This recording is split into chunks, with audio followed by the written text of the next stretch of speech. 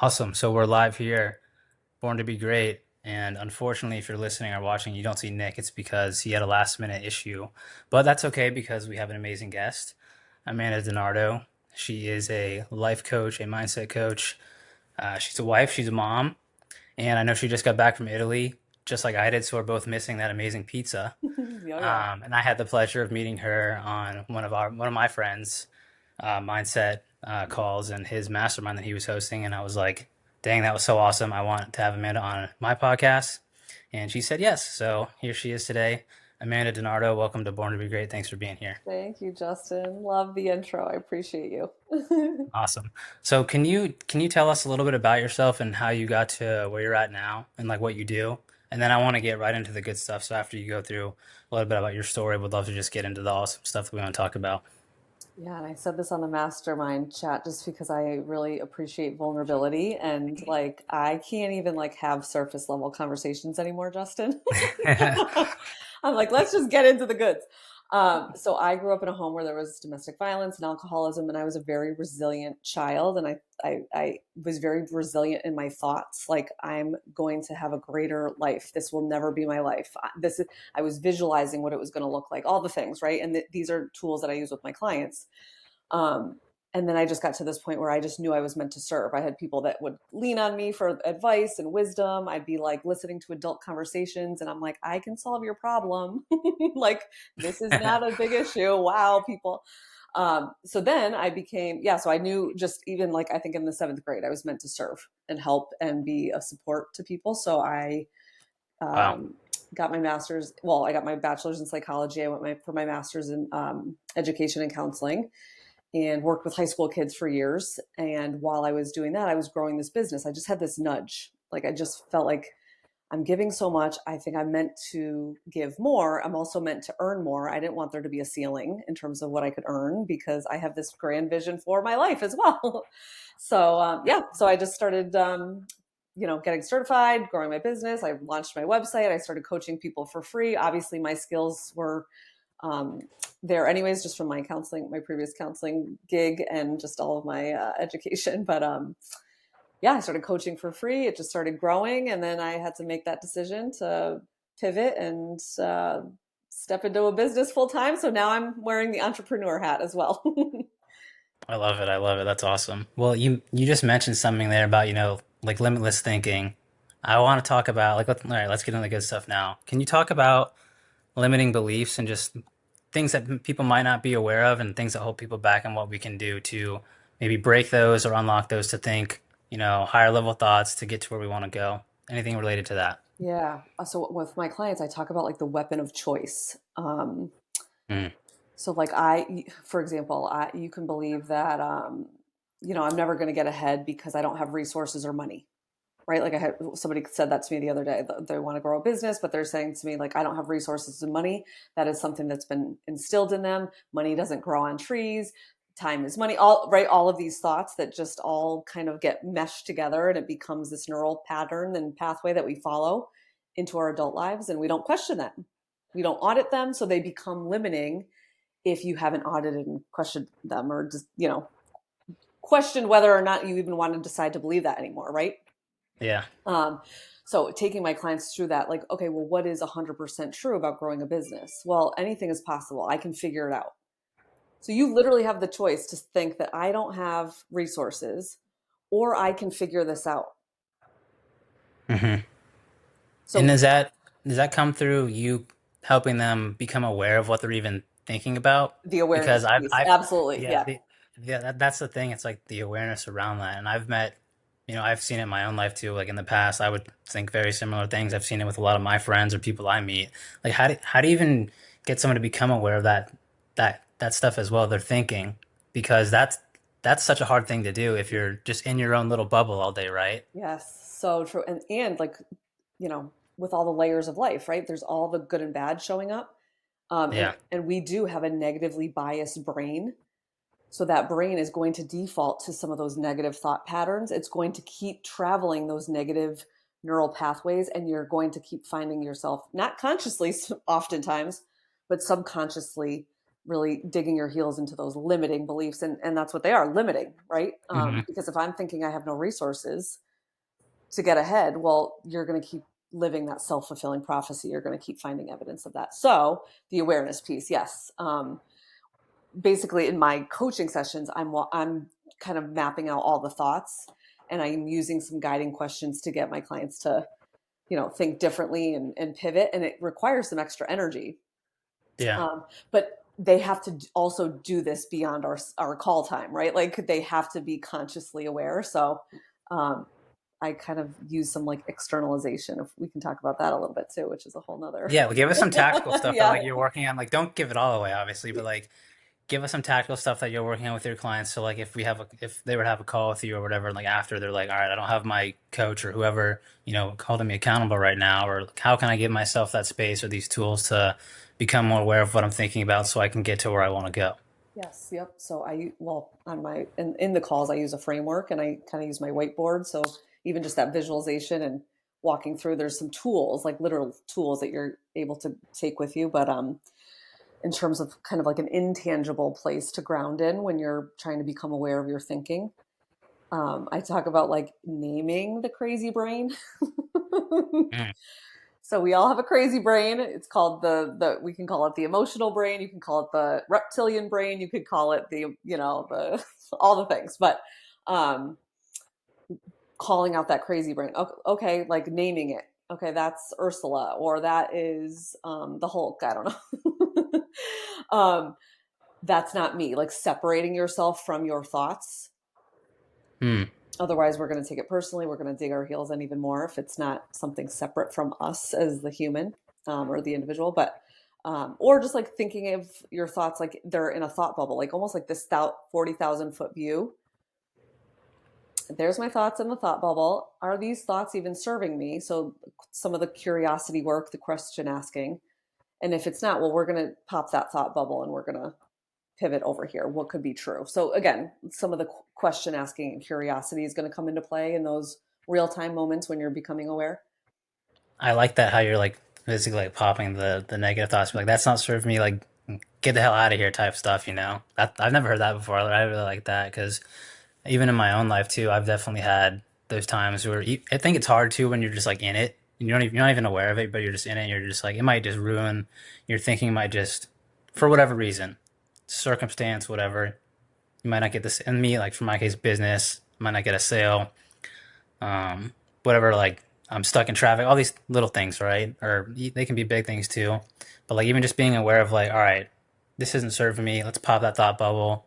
I think that's super awesome. And one of my old coaches told me, and I was telling you this before the call. He always told me to like think about what you think about, right? Because stuff like that's. I think if you even have this superpower of just being aware of what you're thinking, it changes your emotions too. And I Uh-huh. think I want you to talk more about that too because I think Tony Robbins says this or someone, but like the quality of your life is the quality of your emotions. And again, you can have all the external stuff going out on outside look nice, but like if you're not like straight in here, you're not using your mind right there, and you don't feel that great, like I don't really want that for myself. I don't think most people want that for themselves either. So are there any other ways that we can become more aware and we can use our thinking to help make us feel better or like reframe things? And can you just talk a little bit more about that? Yeah, that inner emotional world is so important, and we don't ever emphasize that, like ever. Like we're not taught these tools or skills, or and truly growing up, when you're feeling real human emotions, we're almost taught not to feel them. So that's a whole nother layer, like emotional capacity work. But the the state of being that is generated in most of the time that's creating the emotional suffering is our thinking. So Hmm. I'm stuck in traffic. This sucks, and I'm going to be late. And then this is going to, like, again, all the what if thinking, perhaps even in that moment, is going to create anxiety. And how does that then manifest maybe in your relationship? Or how does that manifest in your sleep, in your like little literal physical body? Hmm. It's those sneaky little micro negative thoughts that you're not auditing create this like ripple effect, and you wake up and you're like, how did I end up here? Like, you know what I'm saying? Like, Yep. No, because yeah, I've lived it. No, I know exactly what you're saying because yeah, the negative thinking you get caught in that loop and it can cause You mentioned like physical stress. There's like physical inflammation in your body. Like stress, too much stress can, be a killer. I've felt that in my life for sure. I know plenty of people who are just like, I don't even like I feel like I'm healthy. I look healthy, but like the inside, like things don't look right. And you just remind me of something. So one of my favorite books is Man's Search for Meaning. Have you ever read that by Viktor Oh, Frankl? okay. I It's think about how he survives the Holocaust. no, I've not But heard the read whole that. point of the book is just all right. Well, you got to read it. That's your homework for for today. I love it. Yes, give me all the books. It's I love it. it's a great book, but the whole premise of the book is how he realizes that like the power of choice and being bigger than your circumstance. So there's a story. There's multiple examples, but there's a story of him while he's in the Holocaust and he gets fed this bowl of like I think it's just a bowl of dirty water and like a fish head, and he like describes it himself being so grateful because that's like his meal for the day. He's like choosing what he gets to focus on, and Yeah, that's the whole premise of the book, right? And he realizes like, hey, I realize this. I have to tell this story, and that's sort of how he survives. And he notices all these people around him who like things were just going fine, like they were surviving, but like the first thing of the year might happen, or their birthday might they might have their birthday, and then 2 days later they might die. And he noticed that like it would come from just how they thought about things as well, and they let the circumstance beat them down. And it was such a crazy situation, obviously the Holocaust, but it's for me it's like one of the most powerful reminders because if he can get through that, like what I'm dealing with is nothing, right? And what you mentioned earlier too about we're not taught this stuff. I still don't know why we're not taught this stuff. Like hmm I would have loved to be taught this. We were talking about teaching kids this stuff like from a young age. I don't know if I would have listened from a young age, but it still would have been cool to like have that resource. Um, I just think it's one of the most powerful things, and to like implement that kind of stuff into your life is just I really think it's a superpower nowadays when everyone's so distracted with everything, and it's hard to like find that stillness within yourself to even like realize like are these thoughts even mine, right? absolutely. Um, I love that you just said that. Like, are these thoughts even mine? I don't have resources. What, like, who said that's true? Like, why would you ever want to believe that, right? Or I can't do this. Like, and that is actually one thing, even just as it relates to that story, and just like we were saying even before the call, like if we could teach this to kids, I'll use the RAS as a way to even help my own kids recognize some of the thinking patterns and how it's creating that emotional place and how it's creating that evidence. Everything that we're telling our brain, you're finding evidence of. Look for the red mm, truck, you're going to find the red truck. I'm so tired. And you might believe that, and your body might literally feel tired. But when you keep saying that to yourself up here or off your tongue, you're going to keep finding the evidence. So I'm so grateful for this fish head. I'm grateful for this moment in time. Great, you're going to find evidence of even more gratitude. And I know it sounds so counterintuitive that, you know, all roads lead back to the thinking, but here we are. yeah, you're right because I was you just reminded me of something else when I was hanging out with Devin and Jesse at Jesse's house in Connecticut a month ago. He was telling us a story about I guess when he was doing some super long run and he had a Navy SEAL training him, and he told him to never give his pain a voice. So whenever he would ask him how he felt, he'd say, "I feel outstanding." He would just say, "I feel outstanding. I feel outstanding." So I was working out with Devin. He was like, "How do you feel?" And I was like, "I feel outstanding," just like making a joke or whatever. But he started laughing. He's like, "Let's go, dude." But like, I did Yeah, feel better. I literally did feel better. Um, and that came from just being aware of that. Like in the moment, yeah, I was super tired. I didn't want to work out. I really don't like working out in general, but I felt better after saying that. And he was there to, pour that energy into me, and we were, lifting each other up, which was cool too. But it sounds like it won't do a whole lot, but if until you actually do it, I think it does do something. But it's a skill set too. it Like you is. got to practice it. But I And, think yeah, that is so powerful. and you know what? Like that sometimes like right, I feel outstanding. Let's go, right? Like that can absolutely get you to that higher emotional state, which then allows you to move and like get after it faster and essentially close in on that time gap, which is powerful. Hmm. Like truly, like when you have felt so amazing in a day, that day has probably went by so fast. That's the power of managing your mind in a way where you're literally giving your emotional world like optimum like fulfillment and peace and gratitude and joy. It's like you start closing in on time gaps of goals, you start closing in on time gaps of self concepts, like all the things. It's just powerful. It's so powerful. And now we're getting to the really cool stuff. Because can you go a little bit more in depth on that? Because that's something that I've I've done in my life. I wasn't really aware of it, and like I talked about this with one of my other friends a few months ago on his podcast, but talking about like having your vision, but then also putting action behind it, and then changing your state. Like you literally like get your goals, and you feel better, you have more fun, and things are coming to you a lot quicker. But I wasn't even aware I was doing that, and then you just mentioned that right there. Can you talk a little bit more about that and how that actually plays out? Yes, yes. And I think a lot of people might think it's like a little woo woo, but like again, Yeah, they do. until you Yeah. start doing it, you're like, holy crap. But faith without works is dead. So yes, we do have to have the vision and the trust, and you have to almost be that person ahead of time, living in that self concept. And sometimes it's not about like the positive thoughts or the affirmations. And I think that that's something that I think in the coaching world, I've been trying to like kind of you know, bust through that like myth that like, oh, she's just a coach and she's just going to give me affirmations like or a vision board. Like, no, no, no. It's so much more than that.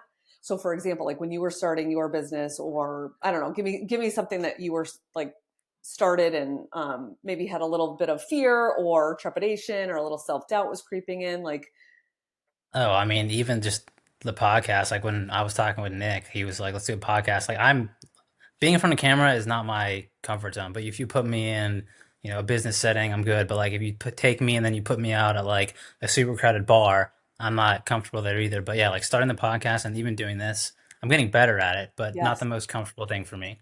Definitely So some doubt. So you can continue to believe I'm an introvert, like this is, this is challenging for me. You're probably going to continue to find more evidence of that. Obviously, Hmm. as a high achiever and someone who's done this work, you're also able to weave in some of the higher quality thoughts like, hey, I've figured this out before, or why can't I figure this out? You know what I'm saying? Like, so this is where with my clients, it's like slowing the train down because often we want to get to neutral. So like when I was growing my business, the first thought was like brick by brick. Hmm. I have a brain, I can figure this out. Like those were my thoughts. Now I'm like, I'm a badass coach. Like, so, right? Like, so Yeah. starting from that point and building belief. So I'll give you another example of like how we can close in on that time gap because that's the question, right? And like getting that emotional state. I have women who come to me and they say like their goal is like 100K a year. And so if that's their goal and that feels scary and a little, exciting but scary to them, believing that they're going to make 500K isn't like you can't just be like, well, I'm a millionaire, right? Like if I just think I'm capable of making 100K, right? Yep. But if we can start building belief on that, right? Hmm. Building belief, stacking the thoughts, getting to that higher quality emotional state as often as possible, you're going to start finding more evidence, which then confirms the higher quality belief. And now we're building. Yeah, so you're helping people think bigger, and that's also then feeding back into that more positive loop of like, hey, I can actually do this. And then, yeah, you have this momentum now, which is, I think momentum is amazing because to start takes so much. Uh huh. Like, it takes a lot of effort, like just like the rocket ship. Like, it takes so much fuel just to get started. But then when it's going, it's coasting, and then eventually gets into the outer space, whatever, and then it's gone. But like to get started, it can be really hard sometimes.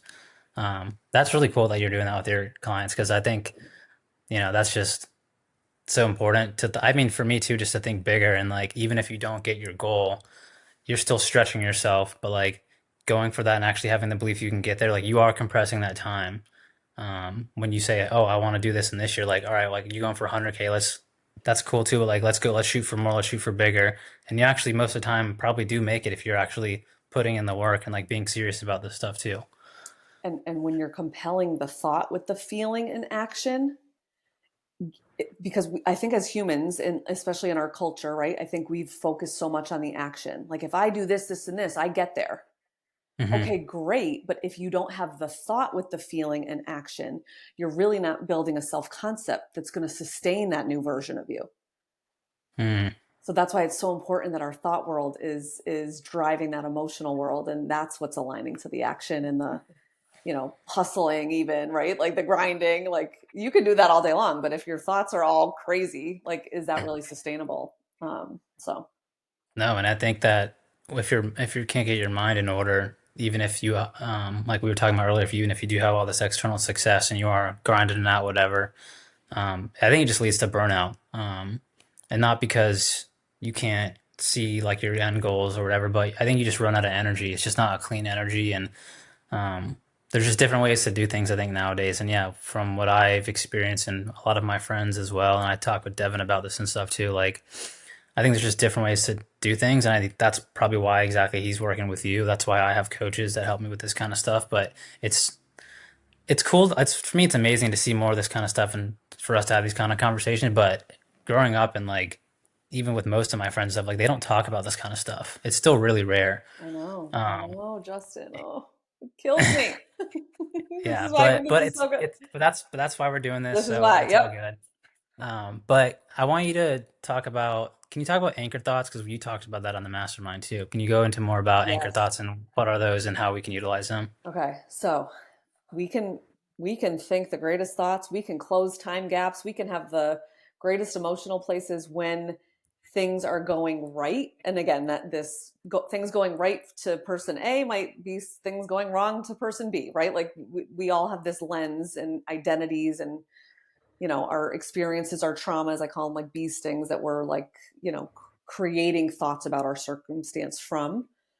Um, but what happens is, yeah, like in the perfect bubble, you can be doing all the greatest things in terms of your thought, feeling, action place. But what happens is so often, because we are living the real human experience, there are 50% negative circumstances showing up Hmm. on the way to getting to your goals within your relationships, right? Like just the 50% negative pain, loss, heartbreak, failure, death. I mean, so in those negative circumstances is where we really need to anchor.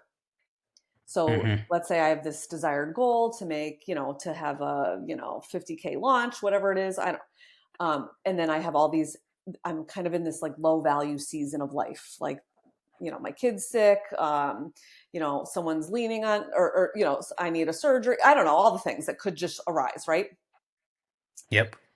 This is where I want you to stay anchored. And this is not where we like jump for joy, right? In the negative circumstances of life, you're not going to be like, this is wonderful. I am so happy I need a surgery.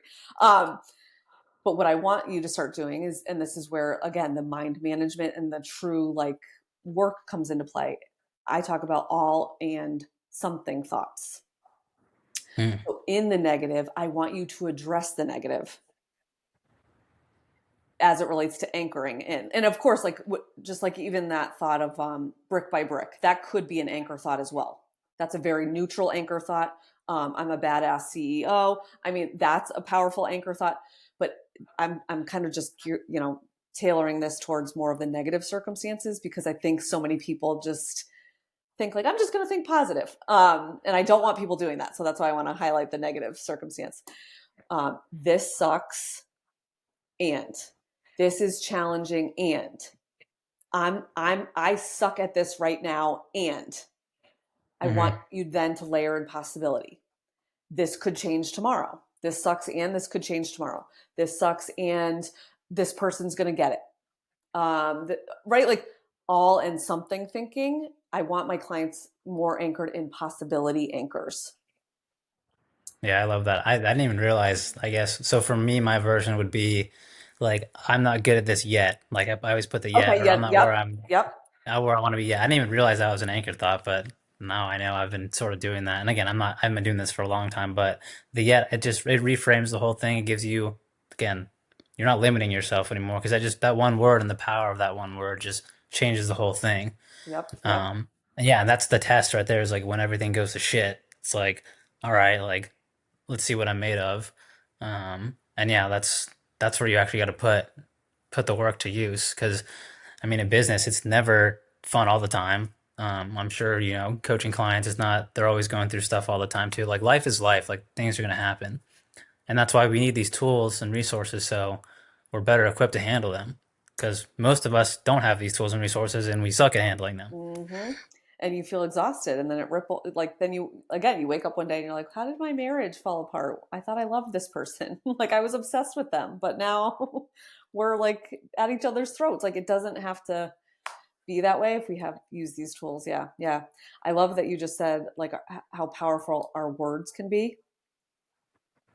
Like the word busy can create like an emotional place. I'm so busy that can create overwhelm. Every Everyone says they're so busy too. It's like, how are you doing? It's like, oh, I'm busy. I'm like, yeah, I used to do that. I never say that now because I hate it. it's I'm just like, being busy is a disease, I think, nowadays. But yeah, mhm. sorry to cut you off, but yeah, I agree 100%. I'm so stressed, and again, I'm so tired. Like I'm so ADHD. Like, oh my gosh! And first of all, ADHD, that those you're labeling yourself based on a behavioral pattern, not who you are as a human, Mhm. right? So like the labeling thoughts, like all of these sneaky little thoughts, if we're not clearing them out, they're going to keep running the show in the background. I'm so stressed, you're going to find more evidence of being stressed. It's going to create that emotional state. So those words are very, very powerful, and we have to be very careful what rolls off our tongue and what's happening up here and the 6 inches between our ears. No, it's like it's such a real thing, and I see it all the time. Like, because I'm aware of it now, I can hear when people say things because how you say things is how you think things, and how think things is what you believe, right?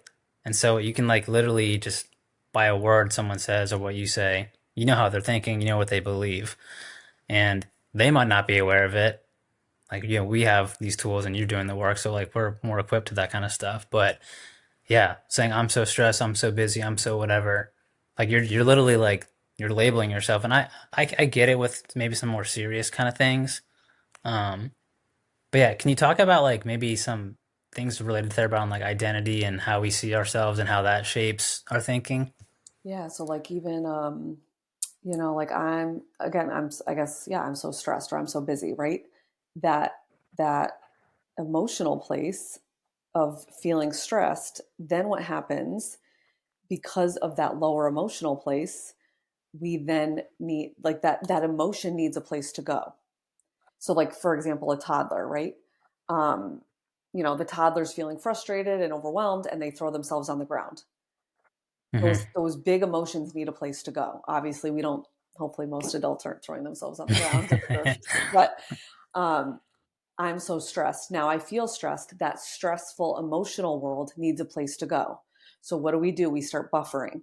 We start scrolling. We start doing all the faux dopamine seeking, like faux control behaviors that don't allow us to play the long game. So if I'm so stressed, I'm feeling stressed. Now I'm scrolling all night. Now I'm avoiding my children. I'm avoiding connection with my husband. Like it's then what do you get as a result, right? If constantly in that buffer zone, the result is either the same or like nothing. And then that becomes the circumstance where then we start beating ourselves up. Oh man, I shouldn't have done that. I shouldn't have skipped the workout. Even when we're putting the shoulds and shouldn'ts on ourselves, we're in judgment or shame or guilt. And it's just zapping all of the goodness. And I don't know where I was going with that, Justin. So bring me back. No, I mean we were talking just about labels and words, and how if you're labeling yourself as stress and you can get in that vortex. Like my next question here was going to be like, okay, so you say you're in that vortex of like I'm so stressed and you're just not feeling great.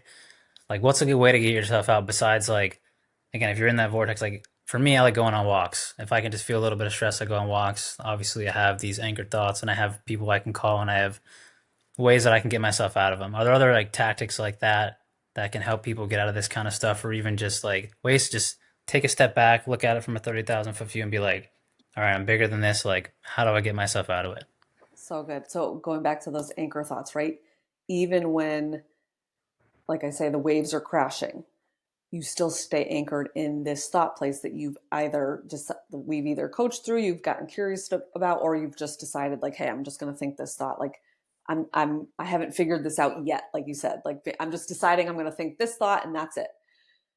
There are some caveats and nuances to that, right? Like as it maybe relates to a relationship or something else that you have no control over. Sometimes we want to quantify that, how long you want to believe that thought. Hmm.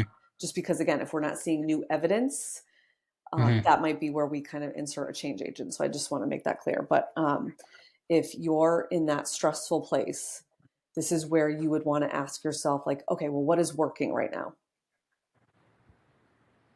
Where am I Yeah. ahead?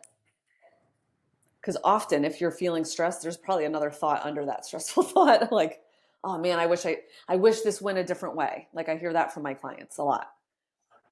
I wish this person would do this. I wish if they did this, I wouldn't be so stressed. Yep. So there's I'm some like, yeah, I've done that. there's some combination of that thought pattern that is creating that stressful emotional world. So just like asking yourself and answering the question, okay, what is working? Where am I already ahead? Yeah, that's a good one there too. Yeah, there's so many. I mean, I feel like we've said so much awesome stuff already.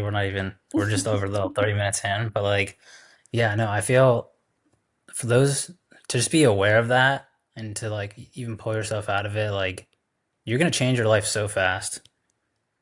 So And fast. like obviously not like externally like think everything's just gonna come to you, but like you're just gonna be so much more equipped to handle this stuff. Because what I've realized too in my life is when I am in those states of like stress or I just don't want to deal with anyone, I don't want to see people, right? I just don't do anything about it. I'm just like, there could be this amazing opportunity in front of me. I could get this amazing business opportunity or whatever, and I'm just not in the mood. So I say, all right, I'll deal with it next week. But then next week comes and it's gone. But if I was in that state of stress and I realize like, all right, I can get myself out of it, I can get in a better mood, I can move forward still, and I had that opportunity, like, all right, let's still move forward with this. It might have changed so many things, but we miss so many opportunities because we're just in our own little woe is me, whatever. And to have that awareness to take yourself out of that, it really is gonna change your life. Like we're talking again about changing your thinking and your emotions and stuff, but that literally is gonna change how you physically, mentally, like move through your space and interact with people and opportunities. And um, that's why I love this stuff so much because that's what it's done for me. And it's like no action or strategy or whatever is going to give you that until you start, managing your mind and being really aware and watching. I call it the toddler brain, the toddler with a knife. Yeah, no, you mentioned that on the mastermind too. That's how I haven't heard. That was the first time I heard that too. I Oh really my like that gosh. one.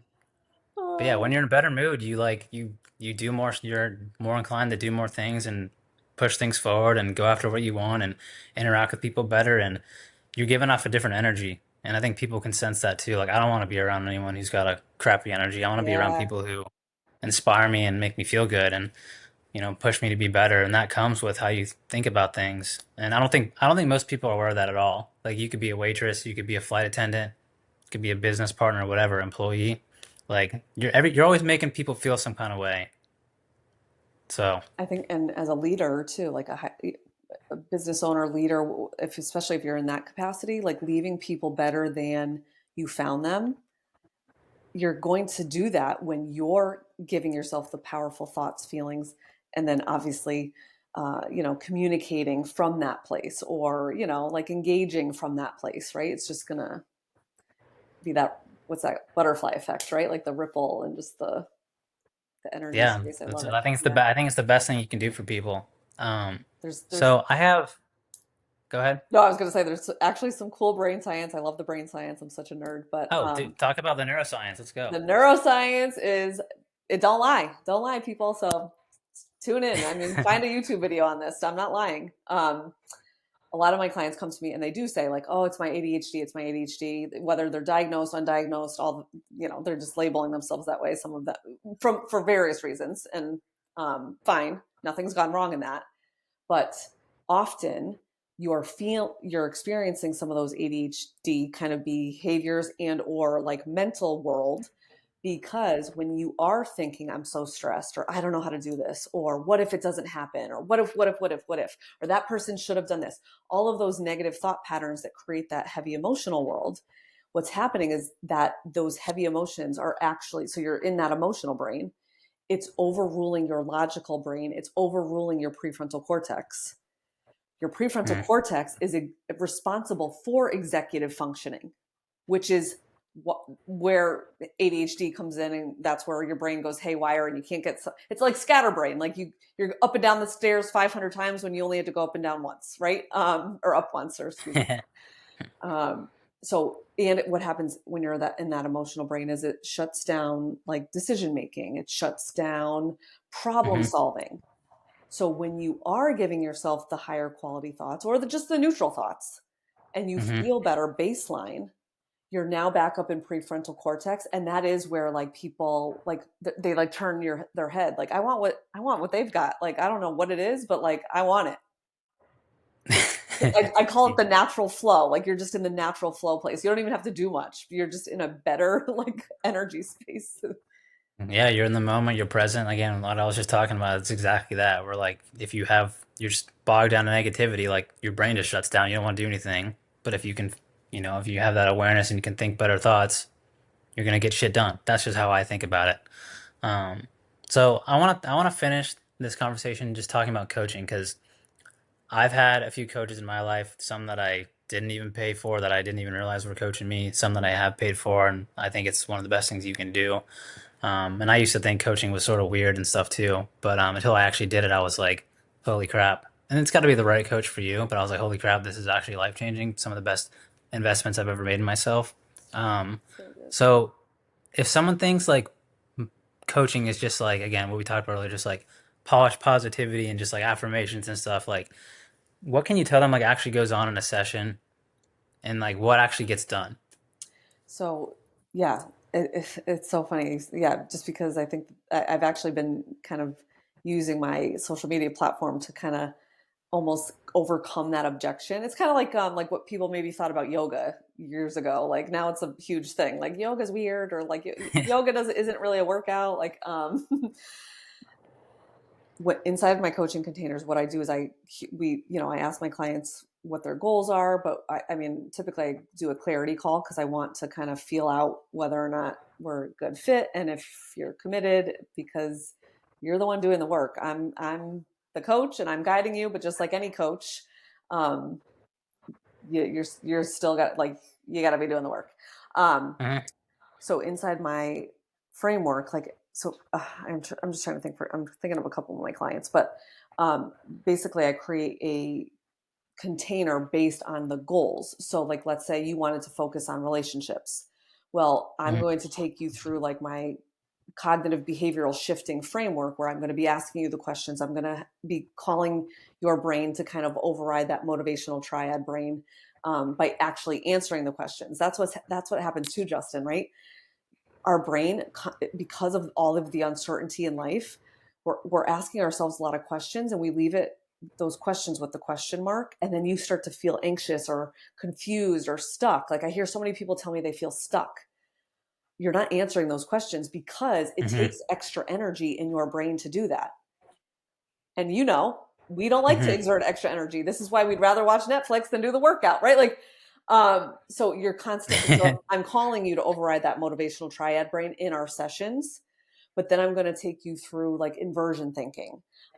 So like, for example, with relationships, we're going to go through expectations and then boundaries, which is a form of Mhm. almost like pre-deciding as well.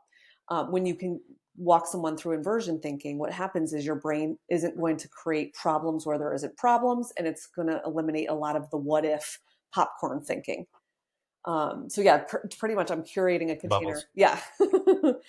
I'm curating the container based on goals, and we're going to do a lot of mind management using the powerful neuroscience and neuropsychology, where so that you're going to start seeing those not only emotional shifts, the intangible, but the tangible results starting to show up because we're building belief, we're gaining new evidence. You know what? I'm going to give you an example of this. Like one of my clients was telling me, I don't have time. I don't have time. I don't have time. I don't have time. What is true about time? She anchored in like what is true. Another like right. There's not enough time.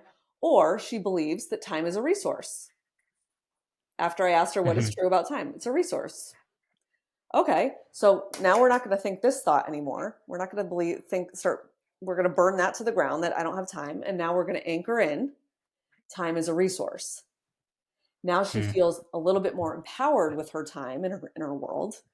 She's using her time more productively because, again, now she's back up in prefrontal cortex. She Mhm. starts to see the evidence that she's being efficient. She's checking the boxes. She's closing the loops.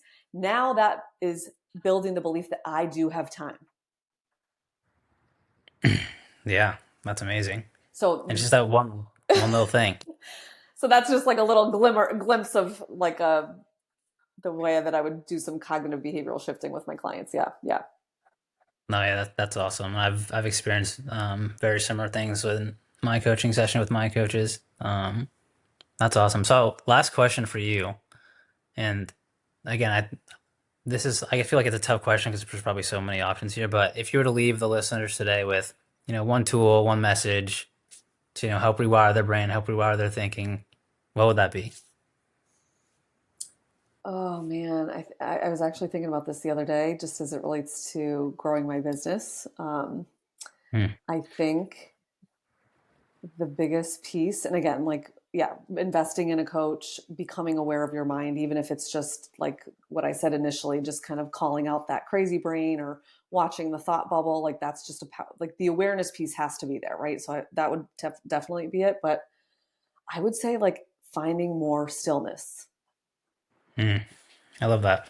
I would really say that because I don't think I could have grown my business to a place where it feels good and feels like sustainable. And again, like I still have bigger goals and all the things, but yeah, it's carving out some more time for stillness. With like No. without the phone nearby, like true stillness. That's a big one because I get into it with this. I was at a conference and Dabo Sweeney, the head coach of the Clemson Tigers, was speaking, and he was talking about, he was talking about a lot about your thinking as well.